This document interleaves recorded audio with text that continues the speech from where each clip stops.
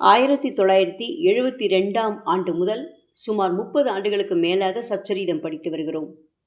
முதலில் பாபாவை தெரியாது, சாயி கோவிலுக்கும் சென்றதில்லை. ஆனால் தியானம் செய்யும் பழக்கம் மட்டும் இருந்தது. ஒரு முறை தியானம் செய்து கொண்டிருக்கும் போது மனக்கண் முன் ஓர் உருவம் தெரிந்தது. ஒவ்வொரு முறையும் தெரிய ஆரம்பித்தது.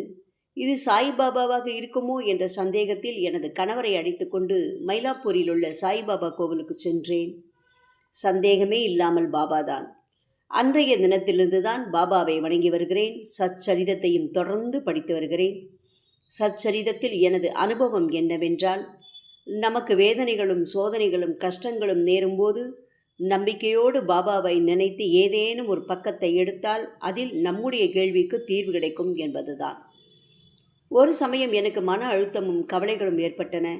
உடனே பாபாவை வேண்டிக் கொண்டு சச்சரிதத்தில் ஒரு பக்கத்தை புரட்டினேன். அதில், பொறு, உன் கவலைகளை தூர எறி, உன் துன்பங்கள் முடிவுக்கு வந்துவிட்டன, மசூதியில் உள்ள பக்கீர் எல்லோரையும் அன்புடனும் ஆசையுடனும் பாதுகாப்பார் என வந்தது.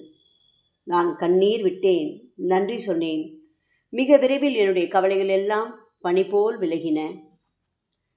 ஒரு முறை என் மகளுக்கு ஆபரேஷன் செய்ய வேண்டியிருந்தது. பாபாவிடம் வேண்டி சச்சரித புத்தகத்தின் பக்கத்தை புரட்டினேன். அதில், வானம் மேகங்களால் சூழப்பட்டுள்ளது, அவை உருகி ஓடிவிடும், எல்லாம் எளிதாகவும் தூயதாகவும் ஆகிவிடும், அடியவர்கள் கஷ்டமெல்லாம் எமதே ஆகும் என வந்தது.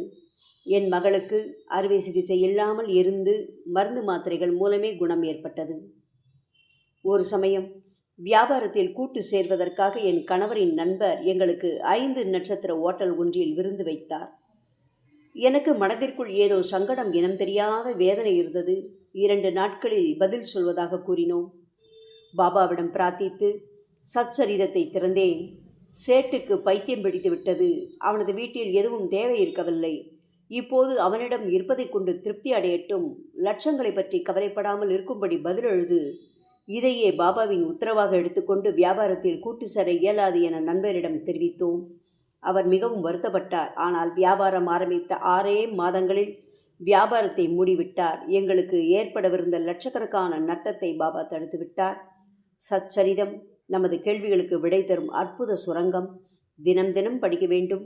குறைந்தபட்சம் ஒரு பத்தியாவது படித்தால் அளப்பரிய நன்மை தரும். பாபாவின் உள்ள கிடக்கையை, உபதேசங்களை வெளிப்படுத்தும் தெய்வீக காவியம் அது. ஓம் சாய்ராம்.